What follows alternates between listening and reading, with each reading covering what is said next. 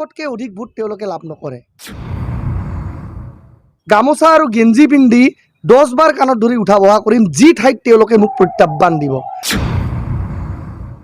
BJP ৰাজনৈতিক দলৰ সমৰ্থন নলোৱা কৰি UPPLে যদি কোকৰাঝাৰ লোকসভা সমষ্টিত আগন্তুক 2024 চনত প্ৰাৰ্থিত্ব আগবঢ়ায় আৰু অকলশৰীয়াভাৱে নিৰ্বাচন খেলিবলৈ সাহস কৰে, তেতিয়াহ'লে UPPL ৰাজনৈতিক দলে কিন্তু 2 লাখতকৈ অধিক ভোট তেওঁলোকে লাভ নকৰে।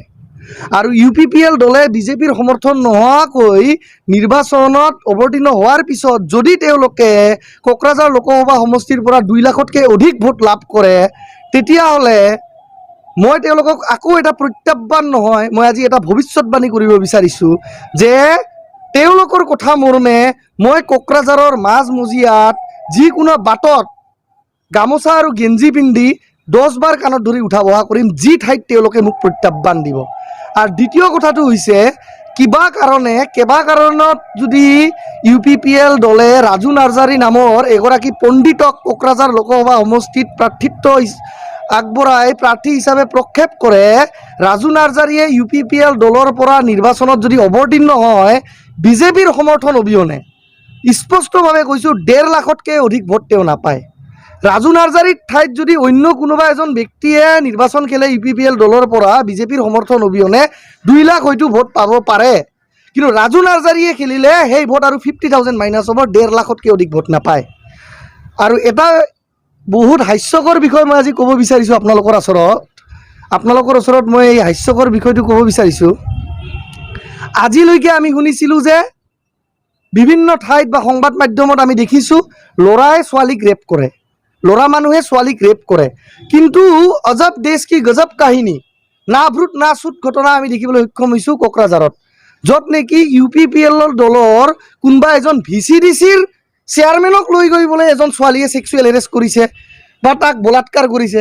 তাৰমানে আজিলৈকে আমি শুনিছিলোঁ যে এজন পুৰুষে মহিলাক বলাৎকাৰ কৰে, বিভিন্ন যে গোচৰবিলাক হয় বা বিভিন্ন আমি সংবাদ মাধ্যমত দেখোঁ যে পুৰুষে মহিলাক বলাৎকাৰ কৰে বা পুৰুষ এজনে ছোৱালী এজনক ধৰ্ষণ কৰিলে, কিন্তু ফাৰ্ষ্ট টাইম না ভ্ৰুত না শ্ৰুত কাহিনী আমি শুনিবলৈ সক্ষম হৈছোঁ যে এই কোকৰাঝাৰৰে ভিতৰৰ এটা অঞ্চলৰ UPPL দলৰ নেতা আৰু VCDCৰ চেয়াৰমেনক বোলে কোনোবা ছোৱালীয়ে লৈ গৈ বলাৎকাৰ কৰি দিলে। এতিয়া চাওক UPPL দলৰ অৱস্থাটো ইমান তললৈকে গৈছে যে তেওঁলোকৰ নেতাক এজন ছোৱালীয়ে লৈ গৈ ধৰ্ষণ কৰে বা ছেক্সুৱেল হেৰেছমেণ্ট কৰে। এই खुलुमबाय हेल्ल'एसबी ब्लग नायगिरि नोंथांमोन फिन खनसेबाव आंनि गोसो गोरबोनिफ्राय बयखौबो आंनि चेनेलाव दिनै बरायनाय थाग्रोबाय। स' आङो मैयानि भिडिअ मोनसेयाव बुंनायलाय दिनै माखासे कमेन्ट्सफोरखौ फरायनो आखायाव लादों। बेनो जाहैबाय दाख्लै हिस्ट'रिक जेबो मावाखै होननायनि मोनसे भिडिअ लाबोदोंमोन आं। स' बेनि माखासे कमेन्ट्सफोर हरदों रायजो राजाफ्रा। स' जोबोद इन्टारेस्टिं जागोन, नोंथांमोना भिडिअ जोबजासिम था। बेनिफ्राय दाबावैसो जानाय मोनसे भाइरेल भिडिअ जिहेतु UPPL नि सासे VCDC नि चेयारमेन बिथांनि सायाव जिहेतु मोनसे भाइरेल भिडिअ जादों, बेनि सायावबो जों सावरायगोन। बेनिफ्राय पृथ्वी राज नारायण देब मेस बिथाङा राजु नार्जारीनि सायाव माबायदि खोथा बुंखो फैबाय थानाय बिसायख'थियावहाय BTC नि बेवहाय UPPL दोलोआ माबायदि स्थितियाव दङ, स' बेनि बागैबो एसे सावरायगोन। बेखौ पृथ्वी राज नारायण देब मेसआ गावनि मोनसे माखासे खोथा बुंदों। स' बियो बेसेबां सैथो आरो थारैनो बेबायदि जामारगोन नामा, स' बेफोरनि बागै जों सावरायगोन। बेनि सिगां जों कमेन्ट्सफोरखौ फरायनो आखायाव लादों, आं फरायना होनोसै गिबियावनो। बिन'द नार्जारी बिथाङा लिरदों 100% राइट स्पिच आदा प्रमद बर' सारा 100% 16था डिपार्टमेन्ट नो प्रब्लेम BTR सरकारा थगायसुला थासारि जाबाय, सान्थि सुक्ति आलाय सिलाय जालांबाय, बर' रायजोफोरा BTR सरकारा न' क्वालिफाइड रायजोफोरा सांग्रां जाबाय, भेरि गुड अके लिरना हरदों। अके, बेनिफ्राय नैबे बिन'द कुमार ब्रह्म 8531 बिथाङा जोबोद गोलाव मोनसे मेसेज हरदों। स' बिथांनि कमेन्ट्सखौ आं फरायनो आखायाव लादों, आं मोजाङै फरायलांगोन। बिथाङा जोबोद मोजां खोथा लिरना हरदों। प्रमद बर'खौ बखिनो हो, बे जेसेबां बखिगोन एसेबांनो बिहा माइनास जागोन। प्रमद बर'फ्रा जाम्बा नंला। गोबां रायजोफोरा सानदोंमोन एबसुनिफ्राय फैनाय दैदेनगिरि हिसाबै माबा मोजां सोलायनाय लाबोगोन, नाथाय नंखाय फोरमान नंखाय फोरमान जाबाय। दा रायजोफोरा बिसायख'थिखौल' नेबाय दंसै। एसेबां रेजें बाथ्रा बुङो खोनासंग्राफोरासो लाजिसै। हाग्रामानि सुक्ति आरो प्रमदनि सुक्तियाव मा दं रायजोफोरा मोनदांना बखिगोला। माबा BTR हास्रिंनो रिजन जाबायनो। गोबां गोरों गोराया सुक्तिखौ लानानै गोबां बाख्नायदोंमोन। थारैनो गोबाङानो बाख्नायदोंमोन जे मोनसे हिस्टरिक सुक्ति जाबाय होननानै। नाथाय बै समाव बारा हमदांना मोनाखैमोन जानांगौ रायजो राजाफोरा। नाथाय दा दिनैनि समावहाय बियो जोबोद रोखा जाबाय जे बे सुक्तिनि गेजेरजों जों मा मोनदों बा मा मोनाखै आरो माबायदि खहा जाबोगासिनो दङ जोंनि गेजेराव। बेनिफ्राय आरो लिरबावदों बिथाङानो, बिराद गिदिर मावनो हाबायनो। नाथाय भारत संबिजितनि 6 शिड्युल टु द कन्स्टिटिउशननि पेरा 1 नि क्लजनि 2 आव मा लिरनाय दं?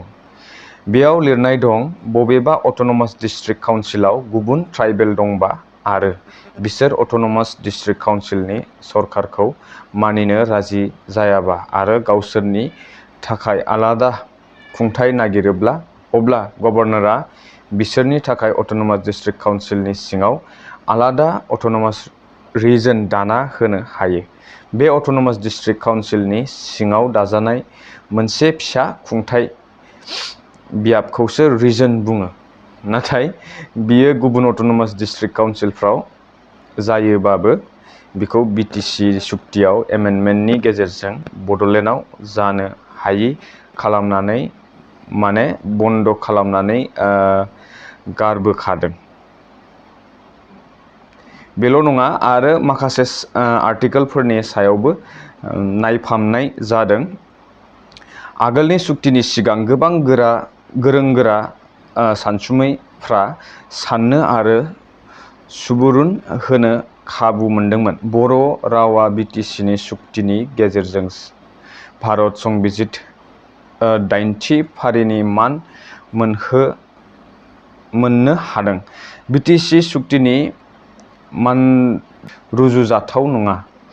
बयबो प्रमदखौ एसेबां रोङा होननानै सानाखैमोन। मोनफ्रोमबो इन्टारभिउआनो बिनि रोङिनि फोरमानखौसो होयो। खर इन्टारभिउ लानांगौ माइनास जाजोबथों। बिसो बुंबावलायो, हाग्रामाया मावसारनो हानाय जेबो जारिमिन गैया। गंब्रै जिल्लाजों लोगोसे जिल्ला headquarter CIT, engineering college, Bodoland university, Kokrajhar medical college, Dibrugarh इउनिभारसिटियाव बड' डिपार्टमेन्ट बानायनो न' लुना होनाय, आसाम, बेंगल आरो भारतनि गुबुन गुबुन जायगायाव बड'लेण्ड भवन लुनायनि गेजेरजों हारिखौ गुबुननो मिथिहोनाय, बड'लेण्ड ट्रेन्सपर्टनि गेजेरजों साफ्रोमबो आसामनि बिखा गेजेरजों ब्ला ब्ला खारनानै माखासेनो थांना थानायनि राहा होनायजों लोगोसे मुलुगाव बड'लेण्डखौ फोस्रावनाय आरो बड'लेण्ड गायसननायनि आन्दोलन बेफोरसो मेलेम। बड'लेण्ड बासआ दा प्रमदनि दिनाव बेसेबां बारायखो?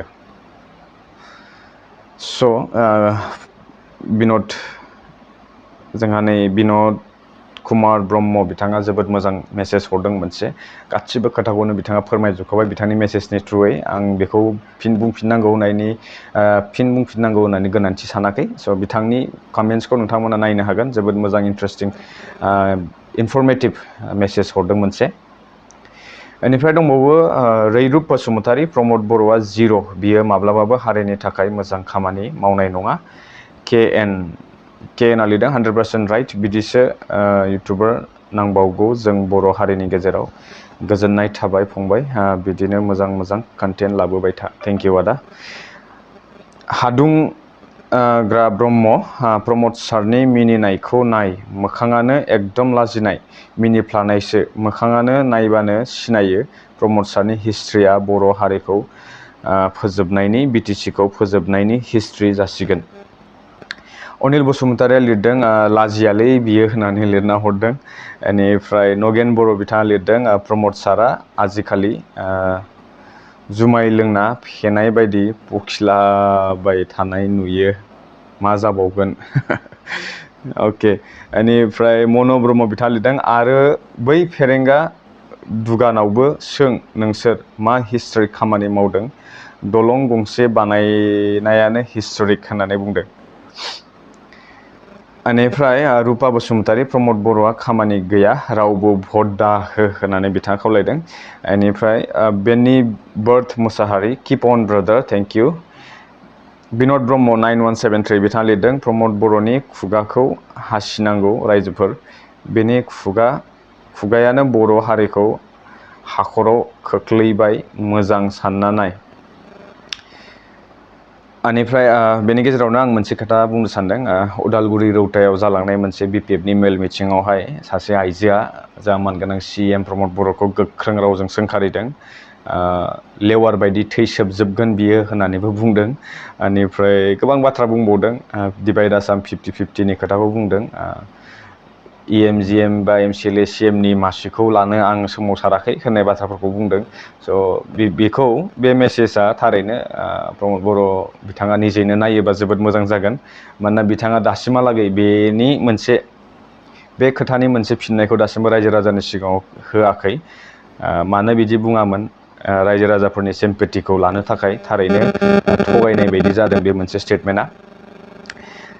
आच्छा बेनिफ्राय दंबावो मेजिशियान टेलेन्ट बसुमतारी बिथाङा मेसेज हरदों मोनसे प्रमद बर' सारा बर' हारिनि थाखाय माबायदि हिस्ट्रि नागिरदों बिथांनि नोरजिया मेलेमासो मिथिसिगोन महा फाग्ला मिनि खोथा बुंनानै हाग्रामा महिलारि सारखौ हिस्ट्रि आखुथाय गैया होननानै जोगार नागिरदों। प्रमद बर' सार XNDF बिथांमोननि बिफा नामा? पिस एकर्डनि मुङाव XNDF बिथांमोननि सिनस्रि सिफायनो आरो एबसुआलाय बिथांमोननि हारिनि थाखाय मावनो गोनां गुबै थांखिया मा? पलिटिशियानफोरनि उन खारफानाय नामा? थारैनो बे बेलायाव माहारियारि आफाद जिखुनु फरायसा आफादफोरा बेबायदि पलिटिशियानफोरनि उन खारफायोब्ला बेबायदि दागो नाङो। बेनिखायनो आङो खनले आंनि माखासे भिडिअफोराव बुंबोबाय थादों इन्डिपेन्डेन्टलि निउट्रेल जानानै बर' फरायसा आफादा खामानि मावनांगौ। मानोना सोरबा BPFआव थानाय बा सोरबा UPPLआव थानाय बयबो फरायसाफोरा फरायसा महरै बयबो सिनायथि मोनसे मोनो। स' बे बेलायाव जुदि मोनसे बेबायदि फरायसा आफादानो साइड फारसे वान साइडेड जानानै जुदि खामानिफोरखौ मावबाय थायोब्ला अब्ला रायजो राजाफोरनि माखासे अबस्टेकल्सफोरखौ बोरै टेकेल खालामगोन बेनिफ्राय रायजो राजाफोरनि जिथु दुखु खस्थ' बेफोरखौ बोरै फोरमायगोन जुदि वान साइडेड जाना थायोब्ला। बेनिखायनो निउट्रेल जानानै आं फरायसा आफादफोरखौ जिमान दङ निउट्रेल जानो थाखाय खावलायो। बेनिफ्राय राजेश सरगियारि बिथाङा बुंबावदों प्रमद सारा गावखौनो हिस्ट्रि गैया फोरमायबाय जाम्बा बांद्राय गरम दिन्थिनानै सियाल खि गादलाबाय अलरेडि फेइलार एकर्ड आदा प्रमदनि मोनसेबो खामानियानो मोजां नंखाया अब्ला मा वान साइडनि खोथा फैयो सोर बियो मेगन दंना गैया बियो जै बर' हारिनि होनना बुंदों। Thank you. माने बेबायदिनो आं मोनसे खोथाखौसो बुंखायो सोरबा जुदि गोरोन्थि मावदोंब्ला आं बेनि बागै आं बुंगोन लागै रायजो राजाफ्रा आंखौ वान साइडेडआनो बुंथों थेवब्लाबो आङो गाज्रिखौ गाज्रियानो बुंगोन बा सोरबा मोजांखौ मोजां बुंगोन। स' बे बेलायाव आङो आंनि मोनसे डिसिसन लानानैसो आं बे खोथाफोरखौ बुंदों। स' बेवहाय आंहा मोनसे राइट्स दङ आं बुंनो हानाय इन्डिपेन्डेन्ट मोनसे राइट्स दङ। स' बेवहाय सोरबा बुंनायलाय आङो भिडिअ बानायाखै आं जा नुदों जा खोनादों जा बुजिगासिनो दङ आं बेखौसो फोरमायदों।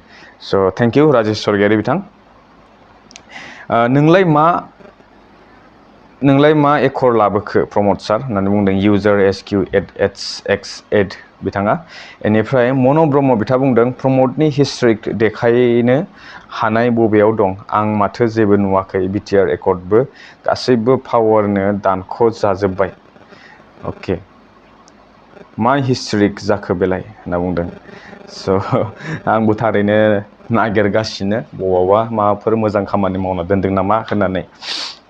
माखासे स्पर्ट्सफोर अर्गेनाइज जालांबाय मोजां बाथ्रा, नाथाय स्थायि मोनसे पार्मानेन्ट मा बानायनानै दोनलांदों बेखौ उननि समफोराव जों नायनानै मिथिसिगोन। इउजार FY4U आ बुंदों प्रमद बर' सारा खाना जाबाय नामा रायजोफोर। स' अजित बसुमतारी बर' हारि आरो BTC-खौ फोजोबस्रांनो हानायानो प्रमद बोरमानि हिस्ट्रिक। स' दिनैनि बेलायाव नायनो थाङोब्ला कमेन्ट्सफोरखौ नायनानै बुजिना मोनो गोबां रायजो राजाफोरानो दिनै मानगोनां प्रमद सारनि सायाव जोबोद रागा जोंनायखौ फोरमायदों। जेरावबो थारमाने सारा जोंनि BTC ओनसोलावनो BTC बा बेनि बाहेरनि ओनसोलावफोरावबो जेरावखि जेराव जोंनि बर' माहारिफोरा थायो। स' बिथांमोननि खुगा खुगा दा बर्थमाननि समावहाय प्रमद सारखौ सोंखारिनायखौ जों नुनो मोनबाय थादों। बेनिफ्राय बिपुल नार्जारि बिथाङा बुंदों खैसार खालामै बिटिआर एकर्ड खालामना गावसिनि मुलाम्फानि थाखाय बर' हारिखौ खैफोदाव खोलैहैनायाव प्रमद बर' UG ब्रह्ममोन बायदि लुबैसुला खाबु फालानफोरनि हिस्ट्रि। राइट स्पिच ब्र' भारत बर' बिथाङा बुंदों। बेनिफ्राय इउजार UE5 आ बुंदों गुड ब्र'। गोजोनथाव बसुमतारी रायजोफ्रा खाना बबा नङा प्रमदा नों बुंब्लानो जाया रायजोखौ खेबसेल' थगायनो हायो नेक्स्ट हानाय नङा।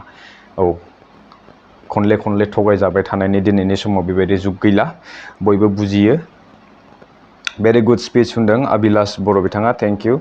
जयन्त नार्जारि प्रमदा बिटिआर सुक्तिनि गेजेरजों फैफानायफोरखौलाय मावना दिन्थिनो हायाखै मालायखौसो बुंदों लाजिबायलां हाग्रामाजों बोसोरबासो सोलोंनांगोननि बिथाङा। स' आङो माखासे भिडिअसफोरावबो आंनि भिडिअ मोनसेयाव आं बुंदोंमोन जे इममेचियर सासे CEM होननानै बुंखादोंमोन आङो मानगोनां प्रमद बर' बिथाङा। लेक अफ माने पलिटिकेल केरियारा बिथांना नैबे फैबाय थानाय इलेक्सन बिसायख'थिसिमहालागैल'सो भेलिडिटि दं नामा होननानै आं सानदों। बिथाङा थारैनो जोबोद आनएक्सपिरियेन्स माखासे खोथा बुङो आरो बेनि जाहोनाव दिनै बिथाङा जानो हागौ स्टेट गभर्नमेन्टनि पलिटिकेल आइडियासफोरखौ हमदांना मोनाखै बिथांमोनजों फिदिं फिदा खालामजाबाय थानायखौ जों नुनो मोनदों। बेनिफ्राय जानो हक सन्जय बसुमतारी बिथाङा बुंदों नोंथाङा मोजाङैनो फोरमायो bro' thanks. Okay thank you. Ansumai Narzary नों Dandeswar Basumatary right speech user TH4MA you are right brother thank you. Boro' allrounder बिथाङा बुंदों प्रमद बर'आ सासे अमा उन्दासो हेमन्तजों खाना दोनजाना आदार जाबाय थाग्रा हारसिं ओंखारना उदां अख्राङाव माब्लाबाबो खामानि मावनो हाया बियो। जनक ब्रह्म बिथाङा बुंदों लाजिनो रोङा मूर्ख दाउखा गोसोम गेसाव प्रमद बर' पावार फाननानै जाग्रा जोलैनि हांगार। मिथिंगा बर'आ बुंदों बरिया खोथा। डिम्पि बर' प्रमद बर' बिथांनि दैदेननायजों जानाय बिटिआर गोजोन गोरोबथाया जारिमिनारि जानानै थालांसिगोन बर'जों बर' हारिनि गेजेराव नाथाय सुखुनि नङा -0 दुखुनिसो होननानै बुंदों। बर' हारिनि आं होननानै लिरदों सासे प्रमद बर'नि हिस्ट्रिक खामानिया मा जागोन BTC-नि पावार आसाम गभर्नमेन्टनो फानहरनाय थाखायनो डिस्ट्रिक्टखौ गावनि पलिटिकेल लाबालाबनि थाखाय तामुलपुराव लाबोनाय बर'फ्रानो सासेबो साख्रि होनो हायाखै होनना लिरदों बिथाङा। बेनिफ्राय एनकाउन्टार बर'फोरनि सायाव जानाय लामा दालां गोबाय गिजि दाबो सोलिनाय मोनसेबो बर' स्कुल सरखार खालामनो हायाखै टिचारफ्रा रावबो पार्मानेन्ट पस्ट मोननो हायाखै बाहेरानि सुबुंसो दोनगोन BTC-आव खामानि होनाय बेफोरबायदि आरो गोबां गोबां दङ थारमाने गोबां दंबावो होननानै लिरदों बिथाङा। ओमफ्राय डेभिड बर' बिथाङा लिरदों रायजोफोर 17 टाइम्स 17 टाइम्सनि थाखाय प्रमदनि खोमाखौ खेबना बुद्रु बुद्रु बिटिसिखौ फिदिंहोनो नांगोन अब्लासो आसोल हिस्टरिकेल नेरसोनफ्रा मोद्लानि मेगनाव थाबथाफैगोन। बिदि अधम पलिटिशियान्स दुनियायावनो गैया लासिं सिंनो। प्रदीप बसुमतारी बिथाङा बुंदों सासे CM जानानै माबायदि मिनिनानै साबा दाङा बाथ्रा बुंलाबायखो नों, खामानि गैला नोंहा मिनिखादो। जतिलाल बसुमतारी लाजिनो रोङै प्रमद बर' 10 क्लास लिडार थैदो बुरबक फासि नांना सोरजों मोजां बुंजाबावो नों जोमाव लिडार। बेनिफ्राय ड्रिम टारगेट बिथाङा लिरदों दानि बिटिआर सुक्तियाव मा लाबोनो हाखो नों प्रमद अमा।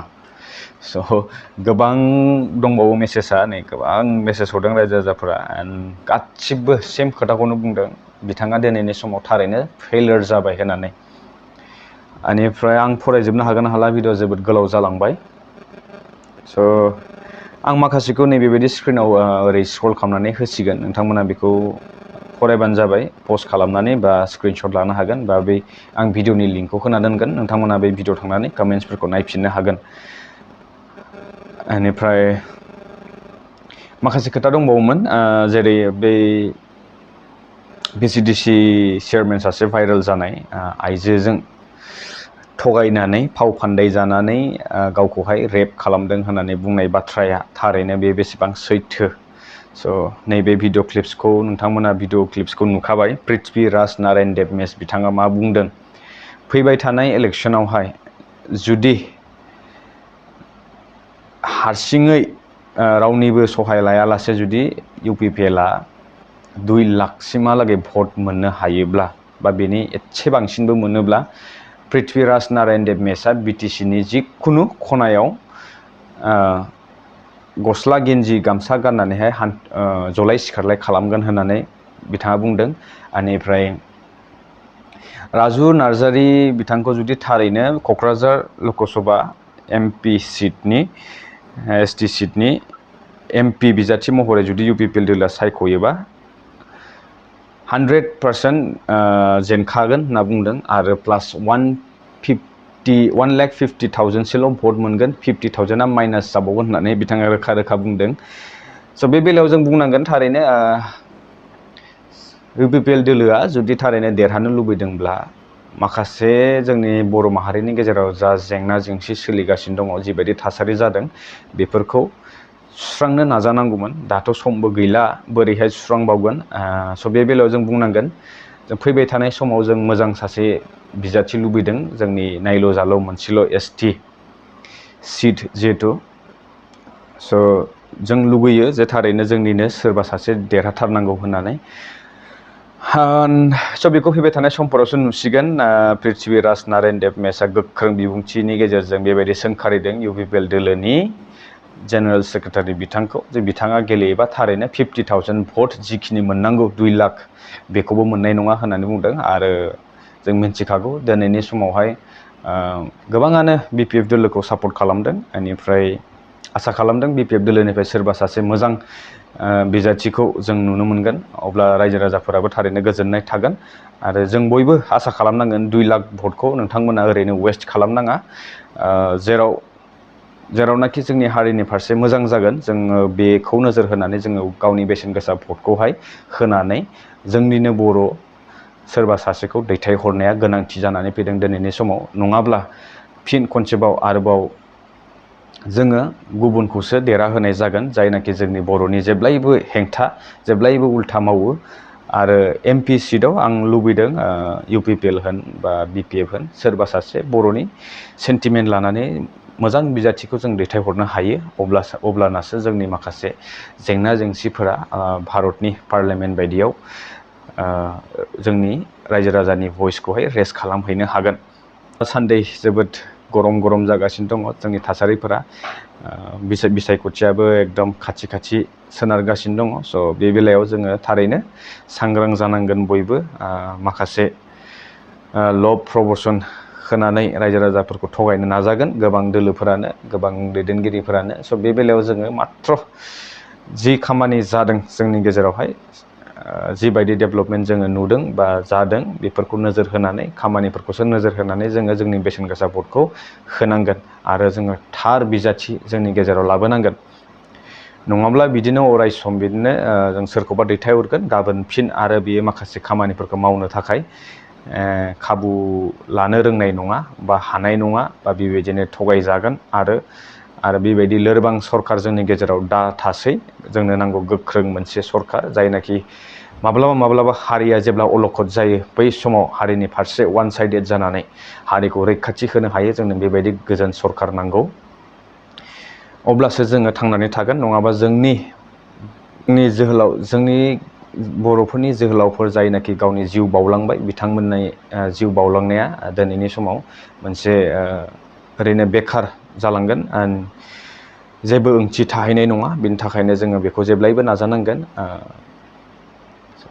बेखिनियानोसै रायजा नोंथांमोन भिडिअखौ जुदि मोजां मोनदोंब्ला आरो सोरबा भिडिअ गोदानब्ला चेनेलखौ प्लिज साबस्क्राइब खालामनानै हो आरो नोंथांमोननि फेमिलि लोगोफोरनि गेजेराव आंनि नैबे मेसेजखौहाय फरवार्ड खालामनानै हो स' बेखिनियानोसै बेखिनिखौ बुंनानै आं दिनैनि भिडिअखौ फोजोबनाय जाबाय गोजोन्थों।